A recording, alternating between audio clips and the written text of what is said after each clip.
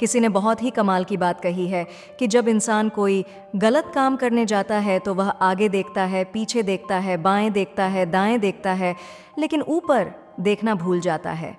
नमस्ते दोस्तों, स्वागत है आपका द स्टोरी हाउस चैनल में, जहां कहानियां सिर्फ सुनी नहीं बल्कि दिल से महसूस की जाती हैं।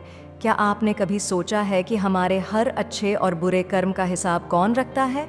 क्या इस दुनिया में कोई ऐसी शक्ति है जो बिना कहे हर एक कर्म का फल देती है? कर्मों का फल सीधा सा है, छल का फल छल, आज नहीं तो कल। आज की इस रहस्यमयी और प्रेरणादायक कहानी में एक शिष्य को मिली ऐसी सीख जिसने उसकी सोच को पलट कर रख दिया। क्या सच में हमारे कर्मों का फल मिलता है? इस अद्भुत कहानी को अंत तक जरूर सुनें, ये आपकी सोच को बदल देगी। एक महात्मा जी की जो अपने शिष्य के साथ यात्रा पर निकले थे। महात्मा जी अक्सर एक गांव से दूसरे गांव, एक शहर से दूसरे शहर यात्रा करते रहते थे। उनका यही रोज का काम था। जहां भी रुकते शाम को प्रवचन देते थे। वे ज्यादा बात नहीं करते थे, उन्हें चुप रहना ही पसंद था। उनका शिष्य मगर दुनियादारी के मामलों में बहुत रुचि रखता था। उसे दूसरों के जीवन में झांकने का शौक था और वह जितना हो सके लोगों से बात करना चाहता था। महात्मा जी को यह सब पसंद नहीं था। वे किसी के जीवन में हस्तक्षेप नहीं करते थे। वे सिर्फ अपना काम करते और अपने रास्ते पर चलते थे। एक सुबह वे यात्रा पर निकले थे और जब वे एक नदी के किनारे से गुजर रहे थे तो उन्होंने एक मछुआरे को मछलियां पकड़ते देखा। गुरुजी चुपचाप आगे बढ़ गए, लेकिन शिष्य खुद को रोक नहीं पाया और दौड़कर मछुआरे के पास गया और उसे अहिंसा का पाठ पढ़ाने लगा कि तुम हिंसा मत करो, तुम गलत कर रहे हो। शुरू में मछुआरे ने कुछ नहीं कहा, लेकिन जब शिष्य लगातार उसे समझाता रहा तो मछुआरे और शिष्य के बीच बहस होने लगी। मछुआरे ने कहा, यह मेरा काम है, मुझे मेरा काम करने दो, तुम क्यों बीच में पड़ रहे हो? धीरे धीरे बहस बढ़ गई और झगड़ा शुरू हो गया। महात्मा जी ने पीछे देखा और वे शिष्य की आदत से वाकिफ थे। उन्होंने दौड़कर शिष्य का हाथ पकड़ा और उसे वहां से खींच लिया। उन्होंने शिष्य से कहा, तुम क्यों लोगों के मामलों में पड़ते हो? शिष्य ने कहा, गुरुजी, आपने देखा नहीं, वह गलत काम कर रहा है, मैं उसे अहिंसा का पाठ पढ़ा रहा हूं। गुरु ने कहा, तुम उसे क्यों सिखा रहे हो? तुम उसके पीछे क्यों पड़े हो? शिष्य ने कहा, अगर मैं नहीं समझाऊंगा तो कोई उसे सजा नहीं देगा।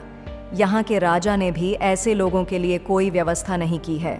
गुरु ने कहा, यहाँ कोई किसी को सजा नहीं देगा, जिसने सजा देनी है वह देगा। तुम्हें इसके बारे में ज्यादा सोचना नहीं चाहिए। शिष्य ने पूछा, कौन सजा देगा? गुरु ने कहा, जब समय आएगा तो निर्णय हो जाएगा, हमें इस झमेले में नहीं पड़ना चाहिए। शिष्य चुप हो गया और गुरु जी ने ज्यादा कुछ नहीं कहा। 2 साल बीत गए। एक दिन फिर वे उसी रास्ते से वापस जा रहे थे। सुबह का समय था और नदी किनारे का दृश्य बदल चुका था। अब शिष्य ने देखा कि एक सांप अपनी जान बचाने के लिए संघर्ष कर रहा है और चींटियां उसे खा रही थीं। शिष्य से यह दृश्य देखा नहीं गया और वह सांप को बचाने के लिए दौड़ा, लेकिन गुरुजी ने फिर उसका हाथ पकड़ लिया और कहा, नहीं, जो हो रहा है उसे होने दो।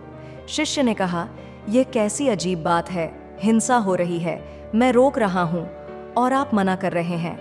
गुरुजी ने कहा, मैंने पहले ही कहा था, न्याय होगा। क्या तुम्हें याद है, 2 साल पहले हमने यहां से गुजरा था। यह सांप वही मछुआरा है जो मछलियां पकड़ रहा था। वे मछलियां अब चींटियां बन चुकी हैं और वह मछुआरा अगले जन्म में सांप बन चुका है। वह अपने कर्मों का फल भुगत रहा है। यदि तुम उसे बचा लोगे तो उसे फिर से जन्म लेना पड़ेगा और अपने कर्मों का फल भुगतना पड़ेगा। यह ईश्वर का न्याय है। यह एक बहुत ही छोटी कहानी थी जिसका सार यह है कि अच्छे कर्म करोगे तो अच्छा ही होगा और बुरे कर्म करोगे तो बुरा ही होगा। ये आगे पीछे, बाएं दाएं देखने की बात नहीं है, ऊपर देखने की बात है, क्योंकि ईश्वर सब देख रहा है और जब उसका निर्णय आता है तो फिर कोई कुछ नहीं कर सकता। दोस्तों, अच्छा बोलिए, अच्छा सोचिए और अच्छा कीजिए, क्योंकि सब कुछ आपके पास वापस लौट कर आता है। अगर आपको हमारी कहानियाँ पसंद आती हैं तो कृपया हमारे चैनल को लाइक करें, सब्सक्राइब करें और अपने दोस्तों और परिवार के साथ शेयर करें। आपका समर्थन हमारे लिए बहुत महत्वपूर्ण है और द स्टोरी हाउस को और भी रोमांचक और प्रेरणादायक कहानियाँ लाने में मदद करता है।